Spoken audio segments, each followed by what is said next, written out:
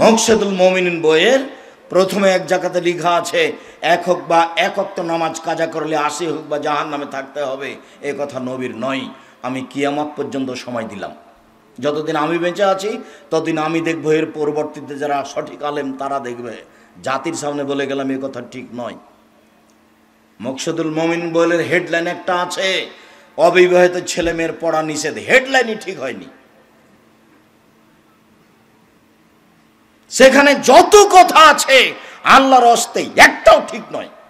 অবিবাহিত ছেলে মেয়ের পড়া নিষেধ, এই হেডলাইন দেওয়ার পরে লিখতে লাগলেন, ভরা পেটে স্ত্রী বেনো হলে ছেলে ভ্যাং চায়, সফরের পূর্বে স্ত্রী মিলন হলে ছেলে টেরা হয়, চন্দ্র সূর্য গ্রহণের সময় স্ত্রী মিলন হলে ছেলে কানা হয়। আল্লাহর কসম, সম্পূর্ণ কথাই কোরআন মাজিদের সরাসরি বিরুদ্ধে। আল্লাহ তাআলা কোরআন মাজিদে বলছেন, নিসাউকুম হারসুল লাকুম ফাতু হারসাকুম আন্না শিতুম। পৃথিবীর মানুষ তোমাদের স্ত্রী, তোমাদের জমি, তোমরা তোমাদের স্ত্রীর কাছে আসো তোমাদের ইচ্ছা মতো, সকালে কি বিকালে কি দুপুরে কি, চন্দ্রগ্রহণ লাগলেই কি আর না লাগলেই কি। এই কথা আল্লাহ বলেন। এদেশের মাটিতে ধর্মের নামে মিথ্যা ধর্ম আছে, এই কথাই ঠিক। অতএব বিবেচনা করে বক্তব্য শুনতে হবে আর বিবেচনা করে মানতে হবে, এ কথাই ঠিক। এক জানাজা মুমূর্ষ ব্যক্তিকে লক্ষ্য করে 242টি বেদাত আছে। তন্মধ্যে অসুস্থ হলে তার পাশে কোরআন মাজিদ পড়তে হবে, মরে মরে জান যায় যায়, মরে মরে জান যায় যায়। আল্লাহ রাসূল বলছেন, লাক্কানু মাউতাকুম, তোমাদের মুমূর্ষ ব্যক্তিকে লা ইলাহা ইল্লাল্লাহ স্মরণ করো। কেন?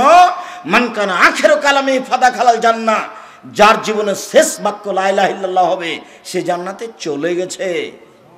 এই কথা মুহাম্মদ সাল্লাল্লাহু আলাইহি সাল্লাম বলেন। সূরা ইয়াসিন কেন? কোরআন মাজিদ 100 বার সেখানে পড়লে তার কোনো উপকার হবে না, উপকার হবে এরকম কথা মুহাম্মদ সাল্লাল্লাহু আলাইহি সাল্লাম বলেননি। বরং মুহাম্মদ সাল্লাল্লাহু আলাইহি সাল্লাম বলেছেন, পাশে লা ইলাহা ইল্লাল্লাহ বলো, কোনো ফাঁকে যদি ও নিজেও লা ইলাহা ইল্লাল্লাহ বলে তাহলে জান্নাতে চলে গেছে। আমি অনুবাদক, এই কথা মুহাম্মদ সাল্লাল্লাহু আলাইহি সাল্লাম বলেছেন আজ থেকে নিয়ে 1450 বছর পূর্বে। মরার সাথে সাথে তাকে কেবলামুখী করতে হবে কেন? মরার সাথে সাথে আপনি একটা সাদা কাপড় দিয়ে ঢেকে দেন, মরার পরে তার পেট চেপে পেশাব পায়খানা বের করতে হবে কেন? মরার পরে তার নখ কাটতে হবে কেন? এই ছেলে, তোমার মা এতদিন কোথায় গেছিল? তোমার বাপ মারা গেছে, মরার পরে নখ কাটে কেন? তোমার মার চোখ নাই, তোমার হোশ নাই, তুমি কি করো? তুমি কি করো? তোমার বোনেরা নেই, তোমার মায়ের নখ বড় হয়ে আছে, বিছানে পড়ে আছে 3 বছর থেকে, নখ পরিষ্কার করবা তুমি, ছোট করবা তুমি, তোমার মাকে পেশাব করাবা তুমি, পায়খানা করাবা তুমি, পানি খরচ করাবা তুমি, কাপড় বদলাবা তুমি, তোমার মাকে কাঁধে করে রংপুর মেডিকেলে নিয়ে যাবা তুমি, সব সেবা করার জন্য প্রস্তুত থাকো, তার নাম তুমি বেটা। তোমার বোনেরা তো শ্বশুর বাড়ি চলে গেছে, সে ইচ্ছা করলে আসতে পারবে না, আর তোমার স্ত্রী দেখবে তার কি প্রমাণ। সে যদি বলে তোমাকে, হ্যাঁ তোমার মা আমাকে অকথ্য ভাষায় গালি দেয়, তোমার মাকে দেখবো মানে, এই কথা যদি তোমাকে বলে তাহলে তোমার মা পড়ে থাকবে? সব কাজ করতে হবে তোমাকে, এটাই শরীয়ত। একদিন তুমি ছিলে তোমার মায়ের কোলে, এখন তোমার মা তোমার কোলে। এরপরে একদিন তোমার মা তোমাকে আদর করে মারছিল, সেটা মারা যায়। আদর করে মানে বারবার পেশাব করেছো বিছানে, তখন তোমার মা হাসি মুখে বলছে, এই অত পেশাব করিস কেন? একটু ঠুক করে তোমার গায়ে একটু আঘাত করে বলছে, এই অত পেশাব করিস কেন? এটা তোমার মায়ের আদরের মার ছিল। এখন তোমার মাকে তুমি একটু আদর করে এভাবে বলতে পারবে না। কেন? এই শব্দ না করে দিয়েছেন আল্লাহ, এই শব্দ আল্লাহ না করে দিয়েছেন, না এই শব্দ তোমার মার কাছে চলবে না। মায়ের কাছে জোরে কথা বলা নিষেধ, মায়ের কাছে জোরে হাঁটা নিষেধ, একেবারে টোটালাই নিষেধ। একদিন রাজশাহীর এমপি এসেছেন, মেয়র এসেছেন নওদাপাড়ায়, তো ওখানে ওসি গিয়ে এভাবে দাঁড়াচ্ছে, স্যার কি করব স্যার? তো দৃশ্য দেখে আমি বলছি, কি ব্যাপার? কেউ যদি কোনো কথা আমার নামে বলে, সেই কথা যদি আমার না হয় তাহলে তার থাকার জায়গা জাহান্নাম, সেটা ধর্মের যে অংশে হোক না কেন। মানুষ মারা গেছে, মাটি দিতে হবে, 4 দিনের দিন গরু জবাই করে খাওয়াতে হবে কেন? 40 দিনের দিন খাওয়াতে হবে কেন? গরু জবাই করে তুমি খাওয়াচ্ছ, সবাই এসেছে খেতে, যেটা তোমার বাপের নামে করেছো সেটা যদি নির্ধারিত দিনে হয় তাহলে হচ্ছে শিরক। তুমি বাপের জন্য করেছো, যেটা যদি নির্ধারিত দিনে না হয় তাহলে সেটা ভালো, কিন্তু সেটা ফকির মিসকিন খাবে, ধনী মানুষ তো খেতে পারে না। ধনী মানুষের জন্য এটা খাওয়া হারাম কেন? ওটা মানুষের ময়লা। রাসূল সাল্লাল্লাহু আলাইহি সাল্লাম বলছেন, ইন্নামা সাদাকা আওসাখুন নাস, দান হচ্ছে মানুষের ময়লা। হাসান রাদিয়াল্লাহু তাআলা আনহু যাকাতের দানের একটা খেজুর মুখে দিয়েছিলেন, আল্লাহর নবী লাফ দিয়ে গিয়ে মুখের ভিতরে আঙ্গুল ঢুকিয়ে খেজুর বের করে দিয়ে ফেলছেন আর বলছেন, আমার সারটা তুমি বুঝো না, এই দান সাদকা মানুষের ময়লা, এটা আমার জন্য হারাম, এটা আমার বংশের জন্য আমার হারাম, আমার বাড়িতে যে কাজ করে তার জন্য হারাম। মুখে দিয়েছো মানে বের করো এটা। ছোট ছেলেকে বলছেন মুহাম্মদ সাল্লাল্লাহু আলাইহি ওয়াসাল্লাম, এটা মানুষের ময়লা, এটা আমার জন্য হারাম, এটা আমার বংশের জন্য হারাম, আমার বাড়িতে যে কাজ করে তার জন্য হারাম। আর তোমার বাপের অনুষ্ঠান খেতে এসে যে ধনী মানুষেরা সব গাড়ি ঘোড়া নিয়ে, ধর্ম পাগল হয়ে গেছে। কত বিকৃত ধর্ম আছে দেশের মাটিতে। সম্মানিত দিনী ভাই বোন, আপনাদের জন্য এখানে জরুরি একটা অংশ এখানেই ছেড়ে দিলাম। তবে মাওলানা সাহেব খুব বিপদে আছেন। মাওলানা সাহেব বুঝতে পারছেন না মিথ্যে ধর্মের ফলাফল কি। 1 নম্বর ফলাফল, জিভা কেটে নেওয়া হবে বিচারের মাঠে, যা মুহাম্মদ সাল্লাল্লাহু আলাইহি সাল্লাম দেখে বললেন। 2 নম্বর হচ্ছে মুহাম্মদ সাল্লাল্লাহু আলাইহি সাল্লাম যা বলেছেন, মাওলানা সাহেবকে জাহান্নামে দেওয়া হবে, দেওয়ার সাথে সাথে নাড়ি ভুঁড়ি তার ঝরে যাবে, ঝুলতে থাকবে, তখনও নাড়ি ভুঁড়ির চতুর্দিকে ঘুরবে। গরুর পায়ে ধান মারার সময় গরু যেমন ধানের উপরে ঘুরে।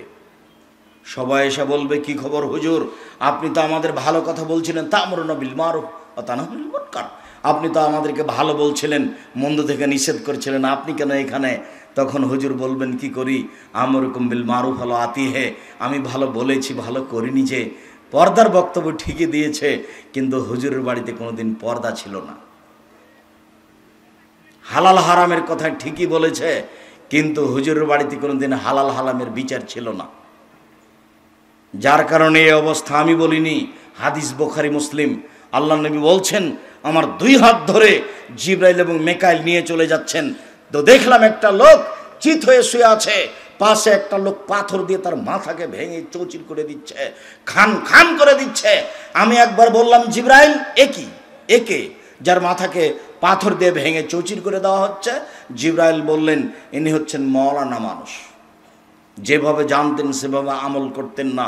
হাদিসগুলি সব বুখারী মুসলিম, বইটা পড়ার জন্য অনুরোধ জানাচ্ছিলাম। বক্তা শ্রোতার পরিচয়। সম্মানিত দিনী ভাই বোন, আমার মনে বড় স্বাদ, এদেশের মাটিতে আমি উন্নত মানের প্রতিষ্ঠান গড়বই গড়ব। সেই প্রতিষ্ঠানের মুখপাত্র পত্রিকা হচ্ছে মাসিক আল ইতিসাম পত্রিকা। আপনারা আব্দুল্লাহর বই পড়েন, আব্দুল্লাহর বক্তব্য আমিও পড়ি শুনি, আব্দুল্লাহর লিখা বই আমিও পড়ি। আপনারা সবাই তাদের জন্য দোয়া করেন, তারা যেন জাতির কাছে গ্রহণীয় খাদেম হতে পারে, আল্লাহর কাছে যেন তারা গ্রহণীয় খাদেম হতে পারে। জনগণ যেন তাদের কথা শোনে, আল্লাহ যেন তাদেরকে কবুল করেন, এ দোয়া আমিও করছি, জাতিকে করার জন্য অনুরোধ জানাচ্ছি। আমারও মন চায় তার লেখা বইগুলি পড়তে, আপনারাও পড়েন, কিন্তু আমিও খাকসার যে ভাঙাচারা 2-1টা বই যা পেশ করি সেটা পড়বেন। মাসিক আল ইতিসাম পত্রিকা জাতির জন্য মুখপাত্র পত্রিকা, জামিয়া সালাফের মুখপাত্র পত্রিকা মাসিক আল ইতিসাম পত্রিকা। সম্মানিত দিনী ভাই, জাহান্নাম যত কঠিন, কবর তার চেয়ে কিছু কঠিন কম, কিয়ামত তার চেয়ে কিছু কঠিন কম।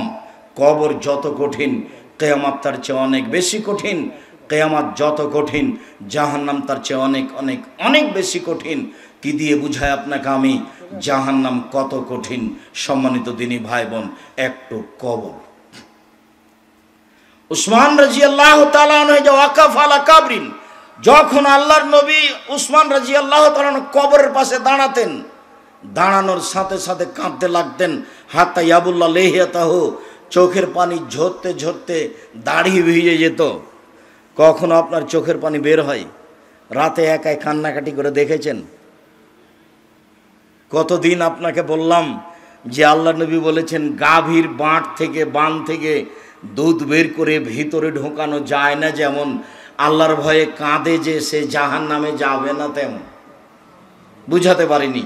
আল্লাহ রাসূল বলছেন, লাইয়ালিজার রাজুলুন নারা, বাকামিন খাসিয়াতিল্লাহ হাত্তা ইয়ালিজাল লাবানু ফি দরে, গাভীর বাঁট ওলান থেকে দুধ বের করে ভিতরে ঢোকানো যেমন অসম্ভব, আল্লাহর ভয়ে কাঁদে যে তার জাহান্নামে যাওয়া তেমনি অসম্ভব।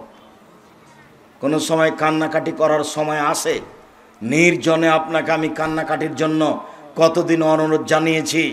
সবাই যখন ঘুমিয়ে যাবে, রাত 2টা 1টা 3টার সময় উঠে সুন্দর করে অজু করে 2 রাকাত সালাত আদায় করে কান্নাকাটি করে নিজের প্রয়োজনের কথাটা আল্লাহকে বলবেন। তিনি সেই প্রথম আকাশে নেমে অপেক্ষামান আছেন যে আপনি বলবেন, অপেক্ষামান আছেন তিনি যে আপনি কিছু বলবেন। তাই তিনি বলতে থাকেন। রাত 2টা 1টার পরে সপ্তম আকাশ থেকে প্রথম আকাশে নেমে এসে বলেন, মায়া ধুনি ফাস্তা জীবালাহু, কে আমাকে ডাকে আমি তা ডাকে সাড়া দিব। মায়া সরেন ফাউতিয়াহু, কে আমার কাছে কিছু চাই, যে যা চায় আমি তাকে তাই দিয়ে দিব। মায়াস্তাগফিরুনি ফাগফিরলাহু, কে আমার কাছে ক্ষমা ভিক্ষা চাই আমি তাকে ক্ষমা করে দিব। এভাবে চিৎকার করতে থাকেন। আবার বলেন, আপনা আদম, হে আদমের ছেলে মেয়ে শোনো, মা দাওতানি ওরা যাওতানি, তুমি যেভাবে ডাকো আমি সেভাবে থাকি, তুমি যেভাবে আশা পোষণ করো আমি সেভাবে পূর্ণ করে থাকি। আদমের ছেলে মেয়ে শোনো, তুমি যেভাবে ডাকো আমি সেভাবে থাকি, তুমি যেভাবে আশা পোষণ করো আমি সেভাবে পূর্ণ করে থাকি। তুমি আমার কাছে ক্ষমা চাইলে আমি ক্ষমা করে দিই। অলা উবালি, আমি পরোয়া করি না তুমি কত বড় পাপী, আমি পরোয়া করি না তুমি কত বড় পাপী, আমি পরোয়া করি না তুমি কত বড় পাপী। তুমি যেভাবে ডাকো আমি সেভাবে থাকি, তুমি যেভাবে ডাকো আমি সেভাবে থাকি, তুমি যেভাবে আশা পোষণ করো আমি সেভাবে পূর্ণ করে থাকি। আল্লাহ এভাবে চিৎকার করে থাকেন আর বলতে থাকেন। আর তোমার স্বভাব এমন যে তুমি ল্যাংটা বেডি ছেলে মোবাইলে দেখতে দেখতে দেখতে দেখতে রাত 2টা 3টায় শুয়েছ। চক্ষু ঠান্ডা করে, কলিজা ঠান্ডা করে নগ্ন মেয়ে দেখে জান্নাত কেনার চেষ্টা করো না। ভর রাত্রে উঠে আল্লাহকে ডাকার হিসাব করো না। আল্লাহকে ডাকতে হলে রাত 10টায় ঘুমিয়ে যেতে হবে, এটাই ঠিক। তাহলে আল্লাহকে ডাকা সম্ভব হবে শেষ রাতে। রাতকে মূল্যায়ন করতে হবে, দাম দিতে হবে, তাহলে আপনি আমার উদ্দেশ্যে পৌঁছিতে পারবেন। যখনই উসমান রাদিয়াল্লাহু তাআলা আনহু কবরের পাশে দাঁড়াতেন তখনই কাঁদতে লাগতেন। কাঁদতে কাঁদতে 2 চোখের পানি একেবারে ঝরে দাড়ি ভিজে যেত। বলা হতো তাকে তাজকুরুল জান্নাত ওয়ান নার ফালা তাবকি মিন হাজা। আপনি জাহান্নামের কথা বলেন, জান্নাতের কথা বলেন, তখন তো কাঁদেন না, কিন্তু যখন আপনি কবরের পাশে দাঁড়ান তখন আপনি কাঁদেন কেন? এর কারণ কি?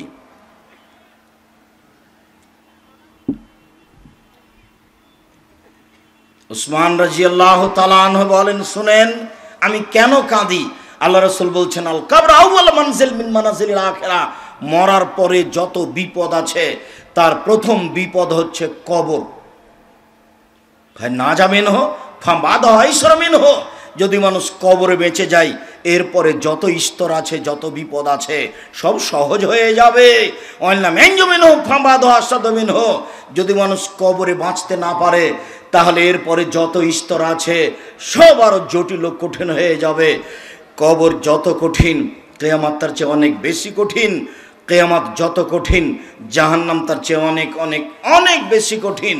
কি দিয়ে বুঝায় আপনাকে আমি জাহান্নাম কত কঠিন? রাসূল সাল্লাল্লাহু আলাইহি ওয়াসাল্লাম বলছেন, কবরে যখন তাকে জিজ্ঞাসা করা হবে সে যদি উত্তর দিতে না পারে, ইয়াদরিবু জারবাতান, তাকে হাতুড় দিয়ে পিটানো হবে, এমন পিটানো হবে, ইয়াসিহু সাইহাতান, সে বাপরে মারে করে চিৎকার করবে, ইসমু মাবিরাল মাশরিক ওয়াল মাগরিবিল্লা সাকালাইন, সারা পৃথিবীতে তো জীবজন্তু কীট পতঙ্গ পদার্থ জড় পদার্থ আছে, এখান থেকে 5000 কোটি কিলোমিটার দূরে যে বস্তু আছে সেই বস্তুও শুনতে পায় এই কবরের চিৎকার, কিন্তু মানুষজন শুনতে পায় না। আমি আপনাকে কি দিয়ে বুঝাই সে কত জোরে চিৎকার করে? তার নাম কবর। কবর হলো বাসর রাতের সমান। ভালো মানুষের জন্য কবর হলো বাসর রাতের সমান। যখনই ভালো মানুষকে উঠাবে তখনই সে ঘুমটা যেন এখনই ভাঙলো এভাবে চোখ ঘষতে থাকবে আর বলবে, আসরের টাইম চলে গেল, আসরের টাইম চলে গেল, সালাত আদায় করবো, সালাত আদায় করবো। আরে না না না, তুমি এইসব কথা বলো। যখন উত্তর ঠিক হয়ে যাবে তখন বলবেন, নামকা নামাল দিল আরো জেলাইকুজিল্লাহ আহবাহালেহি, আরে তুমি ঘুমিয়ে যাও বাসর রাতের ঘুমানোর মতো, তোমাকে কেউ জাগাবে না। শুধু তোমার প্রিয় মানুষ ছাড়া। আরে তুমি ঘুমিয়ে যাও বাসর রাতের ঘুমানোর মতো, যাকে কেউ জাগাবে না তার প্রিয় মানুষ ছাড়া। নাম কা নাওমাতিল আরুশে, তুমি ঘুমিয়ে যাও বাসর রাতের ঘুমানোর মতো, তোমাকে কেউ জাগাবে না নিজের মানুষ ছাড়া।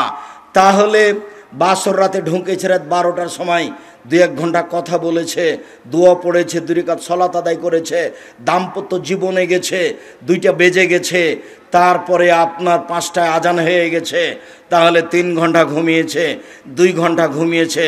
এটা হলো আপনার কবরে থাকার সময়সীমা। এ কথা আমি বলিনি, এ কথা মুহাম্মদ সাল্লাল্লাহু আলাইহি সাল্লাম বলেন। যদি উত্তর ঠিক না হয় তাহলে তাকে পিটানো হবে, যার চিৎকার শুনতে পাবে সারা পৃথিবীর জীবজন্তু, জড় পদার্থ সব কিছুই চিৎকার শুনতে পায়। এই বাটিটা চিৎকার শুনতে পায়, এই প্যাকেটটা চিৎকার শুনতে পায়, বাল্বটা চিৎকার শুনতে পায়, সামিয়ানা, কিন্তু মানুষ এবং জিন শুনতে পায় না। হাদিস বুখারী মুসলিম, এই কথাই মুহাম্মদ সাল্লাল্লাহু আলাইহি সাল্লাম বলেন। তার নাম কবর। কবর বলতে বাড়ির পিছন দিকে যে 2-2.5 হাত গর্ত করে মানুষকে ঢেকে দেওয়া হয়েছে তার নাম কবর নয়। কবর বলতে যদি এই কবরই হয় তাহলে যাকে বাঘে খেলো তার কবর কোথায়? কবরস্থানে যে ঢেকে দিয়েছে তাকে, এর নাম কবর নয়। যদি এটাই কবর হয় তাহলে পানিতে ডুবে হারিয়ে গেল যে, তার কবর কোথায়? কবর যদি এটাই হয় তাহলে যে আগুনে জ্বলে ছাই হয়ে গেল তার কবর কোথায়? শুনুন, মানুষ মরার পর থেকে নিয়ে বিচারের দিন পর্যন্ত একটা সময়ের নাম কবর, এর নাম আলামে বারজাক। একটা সময়ের নাম কবর। এই কবর থেকে আল্লাহ নবী দিন রাত পরিত্রাণ চাইতেন। কিয়ামতের মাঠ এর চেয়ে জটিল। কবর যত কঠিন, কিয়ামতের মাঠ তার চেয়ে অনেক বেশি কঠিন। আল্লাহ রাসূল বলছেন, কিয়ামতের মাঠে সূর্যটা মানুষের মাথার 1 মাইল উপরে হবে। অর্ধ হাত কথাটি মিথ্যে, 1 মাইল উপরে হবে। আর এই সূর্যের তাপে মানুষ ঘেমে যাবে, ঘাম এত বেশি হবে। মিনহুম মা ইয়াকুনু ইলা কাবাইহে, কারো কারো ঘাম হবে টাকনু পর্যন্ত। মিনহুম মা ইয়াকুনু ইলা রুকবাতাইহে, কারো কারো ঘাম হবে হাঁটু পর্যন্ত। মিনহুম মা ইয়াকুনু ইলা তারকাতিহি, কারো কারো ঘাম হবে নাক পর্যন্ত, গলা পর্যন্ত। আবার কেউ কেউ সাঁতার দিবে শরীরের ঘামে। আমি বুঝাতে অক্ষম কিয়ামতের মাঠ কত কঠিন। কবর যত কঠিন, কিয়ামতের মাঠ তত কঠিন। আপনার বিচার যখন শুরু হবে তখনও নিজের পরিচয় দিবেন। আইনাল জাব্বার, আইনাল মুতাকাব্বির, স্বৈরাচারী, স্বেচ্ছাচারী, অহংকারী, বদ মেজাজের এক কোথায় না মালিকুল আমলাক, আমি হচ্ছি রাজা ধীরাজ। কেউ কথা বলতে পারবে না। এরকম ক্ষমতা নিয়ে তিনি বিচার শুরু করবেন, কারো কথা বলার কোনো ক্ষমতা থাকবে না। সম্মানিত দিনী ভাই বোন, এরপরই হচ্ছে জাহান্নাম। মহান আল্লাহ বলেন, فَأَمَّا مَنْ خَفَّتْ مَوَازِينُهُ فَأُمُّهُ هَاوِيَةٌ, বিচারের মাঠে যার নেকির পাল্লা হালকা হয়ে যাবে তার থাকার জায়গা হবে অতীব গভীর গহ্বর হাবিয়া। ওমা আদরাকা মা হিয়া, মুহাম্মদ সাল্লাল্লাহু আলাইহি সাল্লাম আপনি বলতে পারেন হাবিয়া জাহান্নামটি কি? আপনার কি তার পরিচয় জানা আছে? আমি বলি, তা হচ্ছে নারুন হামিয়া, জ্বলন্ত উত্তপ্ত আগুন। জাহান্নাম বলতে একটা আগুনের টুকরা, জাহান্নাম বলতে একটা আগুনের খণ্ড। এই ছেলে, কোনো বাচ্চা ছেলে যদি আপনার পাশ থেকে উঠে তাকে ঠেকানোর চেষ্টা করবেন।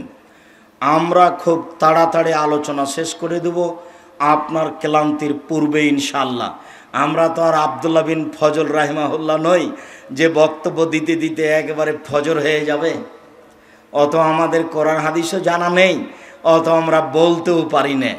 এই যে একটা পর্যায়ে চলে এসেছি, কিছুক্ষণ পরে আমরা আলোচনা শেষ করে দেব। কাজে আপনি ধৈর্যের পরিচয় দিবেন। জাহান্নাম বলতে আগুনের টুকরা। মহান আল্লাহ বলেন, কাল্লা লায়ুম বাজান্না ফিল হোতামা, অবশ্যই তাকে চূর্ণ বিচূর্ণকারী হোতামা নামক জাহান্নামে নিক্ষেপ করা হবে। ওমাদরা কামাল হোতামা, মুহাম্মদ সাল্লাল্লাহু আলাইহি সাল্লাম আপনি বলতে পারেন চূর্ণ বিচূর্ণকারী হোতা নামক জাহান্নামটি কি?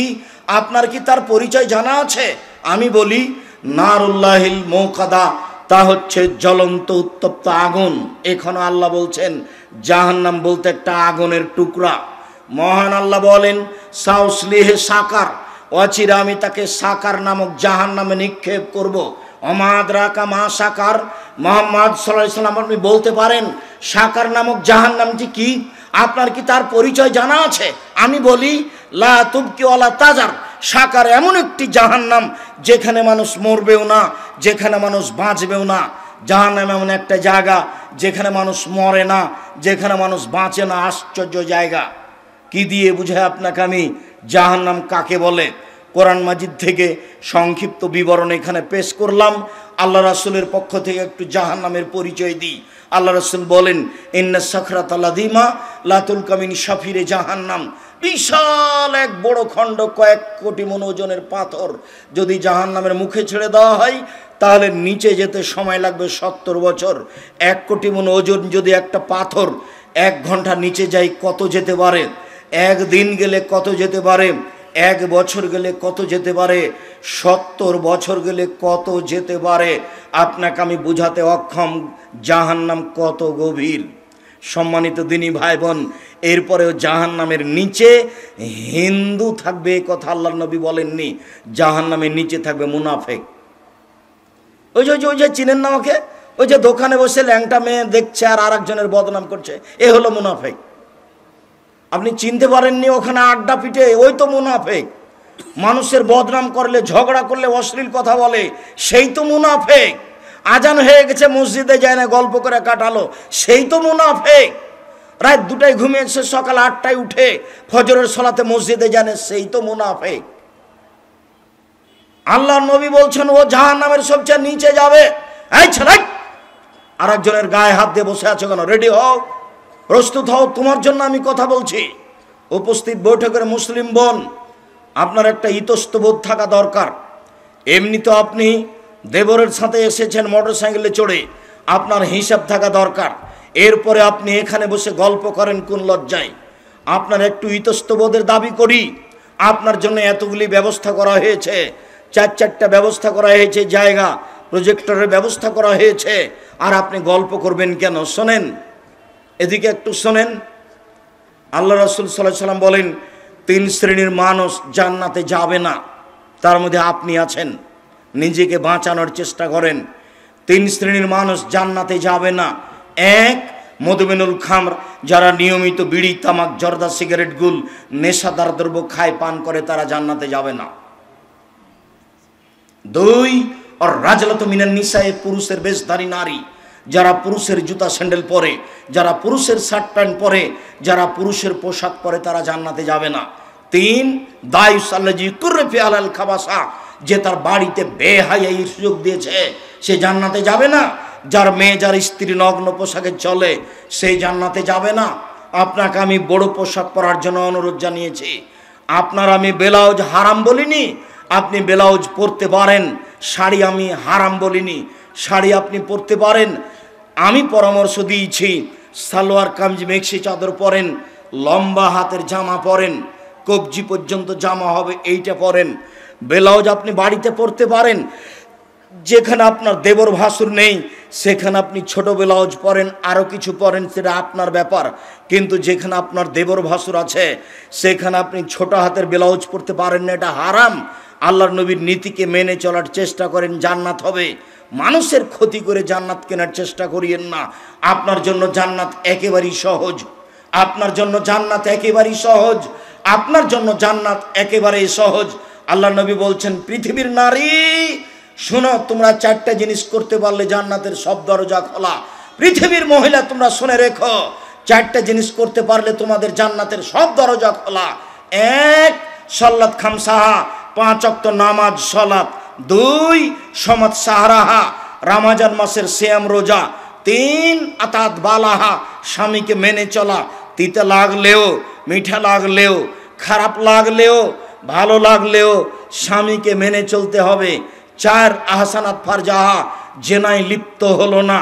জেনায় লিপ্ত না হওয়া, এই 4টা কাজ আছে যার, জান্নাত আছে তার। এই 4টা কাজ আছে যেই মহিলার, জান্নাত আছে তার। 3 নম্বর কথা, আপনার স্বামীর মুখ খারাপ, এ কথাই ঠিক, এরপরে মেনে চলতে হবে। আপনার স্বামীর আচরণ খারাপ, এ কথাই ঠিক, এরপরেও তাকে মেনে চলতে হবে। আপনি তার সাথে থাকবেন, সপ্তাহ সপ্তাহ, মাস মাস কথা বলবেন না, ফলাফল জাহান্নাম হবে, এই সংসারের প্রয়োজন নেই।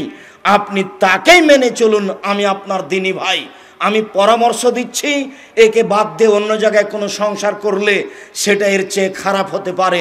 অতএব আমি আপনার দিনী ভাই হিসেবে আপনাকে পরামর্শ দিয়ে যাচ্ছি, আপনি এই স্বামীকে মেনে চলুন, জান্নাত হবে। অন্যথায় খোলা তালাক করে নেন, নিজেকেও বাঁচান, তাকেও বাঁচান। 4, জেনায় লিপ্ত হবেন না। যদি হয়েই যায় তাহলে তওবা করেন, আর কোনোদিন এই কাজ করবেন না। আল্লাহ আপনার জন্য জান্নাতুল মা ঘোষণা করেছেন। আল্লাহ বলেছেন, পৃথিবীর মানুষ অনাহা নাফসা আনিল হাওয়া ফাইনাল জান্নাতে হিয়াল মা। কেউ যদি প্রবৃত্তিকে ঠেকাতে পারে, অশ্লীল কাজ আর করব না বলতে পারে, আমি আল্লাহ তাকে জান্নাতুল মাওয়া দিয়ে দিলাম। আপনার নিরাশার কিছু নেই। 4টা কাজ করলে আপনি জান্নাতে যেতে পারবেন। শুনুন, অতএব রাসূলের কথাটা মনে রাখেন। 3 শ্রেণীর মানুষ জাহান্নামে যাবে। 1, বিড়ি তামাক জর্দা সিগারেট গুল নেশাদার দ্রব্য খায় পান করে যারা। 2, পুরুষের পোশাক পরে যারা, যারা পুরুষের শার্ট প্যান্ট পরে, যারা পুরুষের পোশাক পরে তারা জান্নাতে যাবে না। 3, যারা দায়ুস, যাদের বাড়িতে বেহাই আছে তারা জান্নাতে যাবে না। রাসূল সাল্লাল্লাহু আলাইহি ওয়াসাল্লাম বললেন, পৃথিবীর মানুষ শুনে রেখো, সিনফান মিন আহলিন নার, 2 শ্রেণীর মানুষ ওরা জাহান্নামে যাবে। আমি তাদের দেখিনি। 2 শ্রেণীর মানুষ তারা জাহান্নামে যাবে, আমি তাদের দেখিনি। 2 শ্রেণীর মানুষ তারা জাহান্নামে যাবে, আমি তাদের দেখিনি। 1, তাদের হাতের থাকে লাঠি, কাজ নাবিল বাকারে, গাভীর লেজের মতো। তাদের হাতে থাকে লাঠি, গাভীর লেজের মতো, একদিক মোটা একদিক চিকন। তারা মানুষকে মারে। সরকারির 1 শ্রেণীর মানুষ, তারা মানুষকে মারে এরকম লাঠি দিয়ে। স্কুল কলেজে পড়ে যারা, তারাও মানুষকে মারে এরকম লাঠি দিয়ে। নির্বাচন করে যারা, অনেকেই দাম্ভিক ক্ষমতার জোরে আর একজনকে মারে তারা। রংপুর জেলে 20-25 বছর থেকে কোনো মানুষ আছে, হাজারো মানুষ আছে, সে নিজেই জানে না আমি কেন জেলে। জজ জানে না ঘটনা কি, উকিল জানে না ঘটনা কি, যে জেলে আছে সেও জানে না ঘটনা কি। কিরে, আমি তো সেদিন রাজশাহীতে ছিলাম, আমি কি করে 1 নম্বর আসামি হলাম হারা গেছে? অবাক কথা, তারও জানা নাই ঘটনা কি। ও এখন জেলে আছে 20 বছর থেকে, সে নাকি 1 নম্বর আসামি। অবাক কথা। এরই নামে জুলুম, এরই নামে অত্যাচার। জুলুমবাজি করে, অত্যাচারী করে কোনো মানুষ সফলতা আনতে পারে না। তার জাহান্নাম সুনিশ্চিত, তার বিচার হবে পরে। শুনুন, বিচারের মাঠ হচ্ছে ভালো মানুষের জন্য 1 ওয়াক্ত সালাতের সময়সীমা 5 মিনিট, 7 মিনিট, 10 মিনিট। একজন ভালো মানুষের বিচার হবে 5 থেকে 7 থেকে 10 মিনিট। আর যদি আপনি জালেম হন, তাহলে আপনার বিচার যদি দেরি হয়ে যায়, একদিন সমান হবে 50,000 বছর। 500 বছর যদি দেরি হয়, তাহলে কতদিন দেরি হবে তা আমি বুঝাতে অক্ষম। যদি 3 দিন লেট হয়, তাহলে আপনার বিচার হতে দেরি হবে 1.5 লক্ষ বছর। বিচার আল্লাহ করবেন। আজ থেকে আপনি সংশোধন হয়ে যান। মানুষের মতো, মাটির মানুষে বসবাস করেন, মুখখান নিচু করে, দাম্ভিকতা না দেখিয়ে। মাটির মানুষ মাটির মতো বসবাস করেন। যার সাথে মারামারি হয়েছে তার হাত ধরে আজকেই ক্ষমা নেন। আর এরকমভাবে একদিন কাটাতে হবে না। বড় ভাইয়েরা হাত ধরে ক্ষমা নেন, গ্রামের ওই লোকের হাত ধরে ক্ষমা নেন।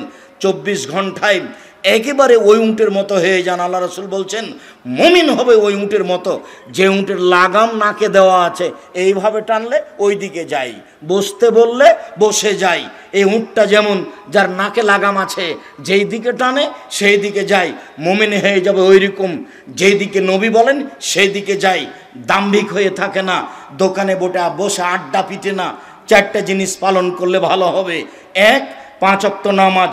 2, হালাল রুজি। 3, কোরআন মাজিদ তেলাওয়াত, বেশি না পারলেও সূরা ইখলাস। কোরআন মাজিদ আপনাকে পড়তেই হবে 24 ঘন্টায়। না পারলে সূরা ইখলাস 3 বার। 3 বার পড়লে 1 বার কোরআন মাজিদ সমান নেকি হবে। 1 মিনিটে 1 বার কোরআন মাজিদ, 1 মিনিটে 1 বার কোরআন মাজিদ। আরে অভাব নাই, আপনি নেকি লুটে নেন না।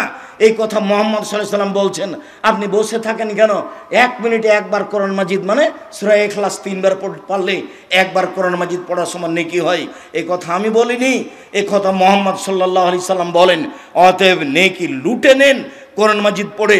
4, 2 জন যেখানে বসে আছে সেখানে বসবেন না, এটা অনুরোধ। দুইজন যেখানে বসে আছে সেখানে বসবেন না কেন? ওখানে একটা কথা হচ্ছিল, ও খুবই খারাপ। তখন আপনি বললেন হ্যাঁ ঠিকই বলেছিস, আসলেই খারাপ। এবার আপনি তাহাজ্জুদ পড়ে জান্নাত যান দেখি। হযরতের নার বিশাহওয়াত, মনের ইচ্ছা দ্বারা জাহান্নাম ঘেরা আছে। মন মতো চলে যে জাহান্নামে যাবে সে, মন মতো চলে যে জাহান্নামে যাবে সে, মন মতো চলে যে জাহান্নামে যাবে সে।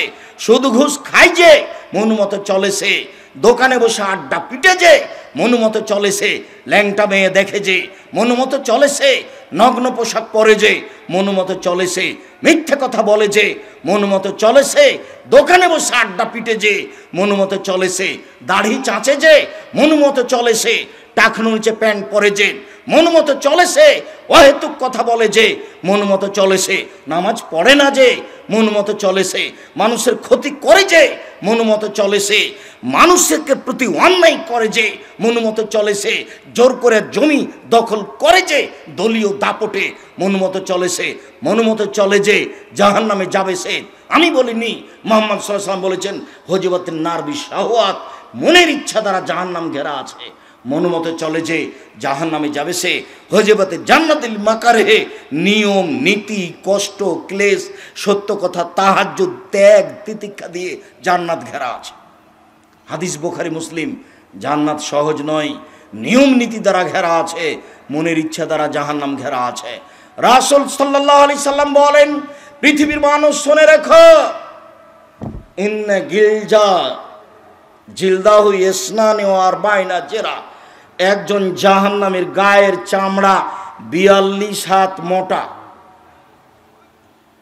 রাসূল সাল্লাল্লাহু আলাইহি সাল্লাম বলেন, না ফাগাজু মিসলা বাইজা, একজন জাহান্নামের উরু রান 39 কিলোমিটার লম্বা, বাইজা পাহাড়ের সমান। আইনা জিরসাহু মিসলু উহুদিন, একজন জাহান্নামের দাঁত উহুদ পাহাড়ের সমান। উহুদ পাহাড় 4 কিলোমিটার প্রশস্ত, 8 কিলোমিটার লম্বা, নিচে কত আছে তা মানুষ জানে না। আল্লাহ রাসূল বলছেন একজন জাহান্নামীর এই কাঁধের পরিধি ডান দিক থেকে বাম দিক পর্যন্ত 3 দিন 3 রাতের পথ। মুহাম্মদ সাল্লাল্লাহু আলাইহি ওয়াসাল্লাম বলেন একজন জাহান্নামীর বসার জায়গা বাইনা মক্কা তাল মদিনা, মক্কা থেকে মদিনা 450 কিলোমিটার। একজন জাহান্নামীর বসার জায়গা যদি 450 কিলোমিটার হয়, প্রতি হাজারে যদি 999 জন লোক জাহান্নামে যায়, তাহলে পৃথিবীর শুরু থেকে নিয়ে কিয়ামত পর্যন্ত যত মানুষ এসেছে, যত মানুষ আছে, যত মানুষ আসবে, সবার যদি 999 জন লোক জাহান্নামে যায়, আর একজনের বসার জায়গা যদি 450 কিলোমিটার হয়, তাহলে জাহান্নাম কত বড়। বিচারের মাঠে থাকবে জাহান্নাম, বিচারের মাঠে থাকবে জান্নাত, বিচারের মাঠে থাকবেন ফেরেশতা, বিচারের মাঠে থাকবেন আল্লাহ, বিচারের মাঠে থাকবে জিন, বিচারের মাঠে থাকবে মানুষ, বিচারের মাঠে থাকবে পশু প্রাণী। কি দিয়ে বুঝায় আপনাকে আমি বিচারের মাঠ কত বড়। জাহান্নামকে টেনে বিচারের মাঠে নিয়ে যাওয়া হবে, টেনে হেঁচড়ে।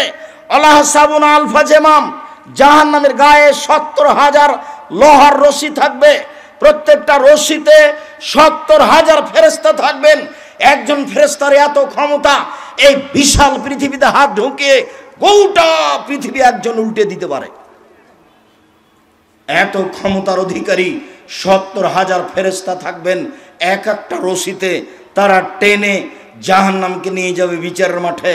তাহলে জাহান্নাম কোথাও রেডি আছে, জান্নাত কোথাও রেডি আছে। সম্মানিত দিনী ভাই বোন, এই জাহান্নাম কথা বলতে পারে, অবাক কথা। জাহান্নাম কথা বলতে পারেন।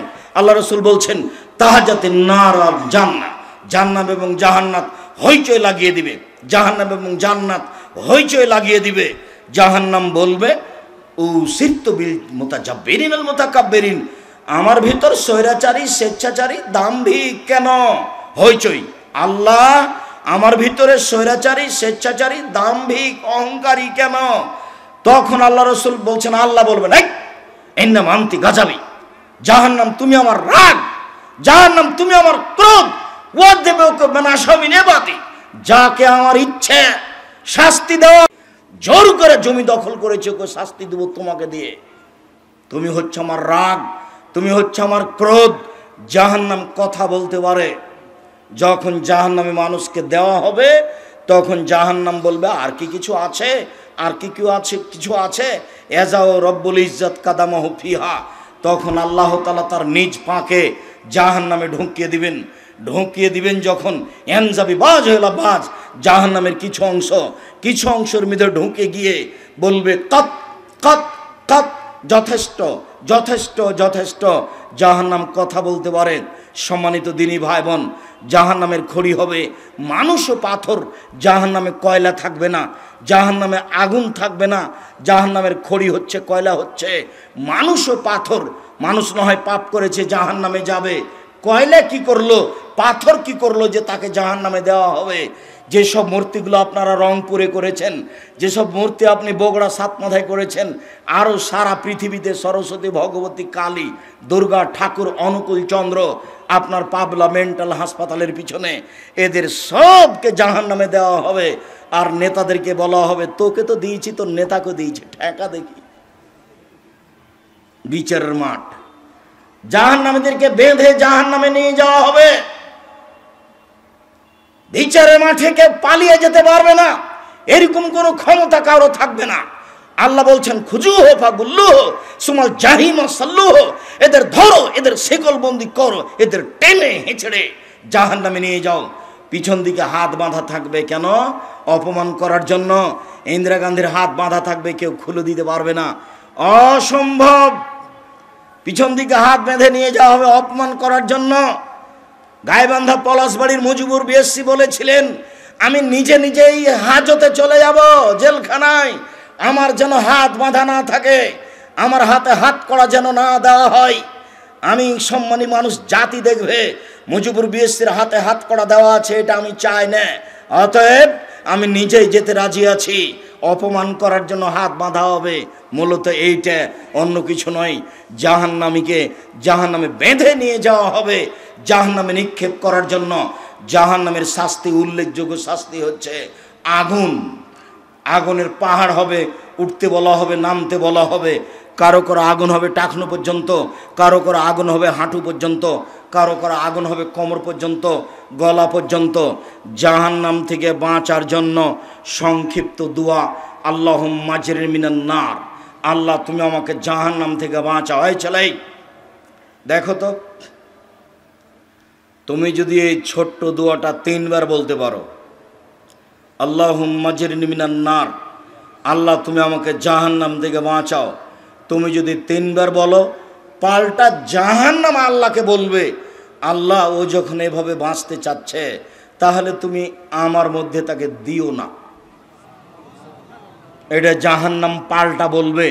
কাজে আপনি বলতে শিখুন। আর সালাম ফিরার পূর্বে আল্লাহুম্মা ইন্নী আউযু বিকা মিন আযাবি জাহান্নাম, এই দোয়া পাঠ করুন।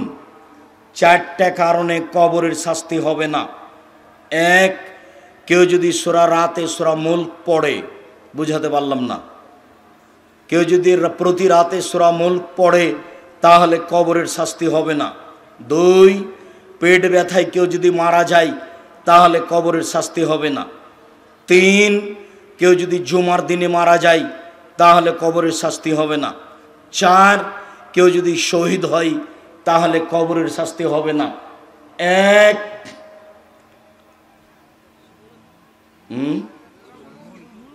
সূরা মুলক পড়লে রাতে কবরের শাস্তি হবে না। 2, পেট ব্যথায় মারা গেলে কবরের শাস্তি হবে না। 3, জুমার দিন মারা গেলে কবরের শাস্তি হবে না। 4, কেউ যদি শহীদ হয়ে যায় তাহলে কবরের শাস্তি হবে না। সম্মানিত দিনী ভাই বোন, আজকের মতো জাহান্নামের আলোচনার শেষের দিক কিছু অংশ রেখে দিয়েই, যদিও আপনার বসে থাকার গতি আমার কাছে অনেক ভালো, এরপরে আমি নিজেই ক্লান্ত মনে করাই এই আলোচনা কিছু অংশ রেখে দিয়ে শেষের দিকে এসে বলছি, আব্দুল্লাহ আপনাকে সলাতের কথা শোনাচ্ছিল, যা অতীব জরুরি। আমরা 4টে জিনিস পালন করার জন্য বলছিলাম, যা অতীব জরুরি। আমার দিনী বোনকে চারটে জিনিস মেনে চলার জন্য বলছিলাম, যা অতীব জরুরি। সাথে সাথে আমার মনে বড় স্বাদ জামিয়া সালাফিয়ার কথা, আমার মনে বড় স্বাদ যে দিনাজপুরে একটি বিশাল প্রতিষ্ঠান গড়ুক। সেটাই হচ্ছে উদ্বোধনী হিসাবে সামনে মার্চের 11 মার্চ রোজ শুক্রবার। আজকে যারা উপস্থিত হয়েছেন সবাই উপস্থিত থাকবেন সামনে মার্চের 11 তারিখ রোজ শুক্রবার। সবাই উপস্থিত থাকবেন, দাওয়াত কবুল করুন। আর স্টেজে সব বইগুলি আছে, আইনে রাসূল সাল্লাল্লাহু আলাইহি সাল্লাম দুয়ার বইটিও আছে মনে হয়, যাতে সব ধরনের দুয়ার বই আছে। কে বড় লাভবান, কে বড় ক্ষতিগ্রস্ত, আদর্শ নারী, আদর্শ পরিবার, বইগুলি সংগ্রহ করুন। আব্দুল্লাহর বই আছে মিন্নাতুল বারি, বুখারীর ব্যাখ্যা, ব্যতিক্রম ব্যাখ্যা। আর আমার একটা নতুন বই আছে পোশাক, সাথে সাথে আপনার বই আছে একটা নামাজের উপরে নতুন বই। আর ক্যালেন্ডারগুলি আছে কিনা আমি জানি না। সকাল সন্ধ্যার পঠিতব্য দোয়া ক্যালেন্ডার 50 টাকা, অতীব জরুরি।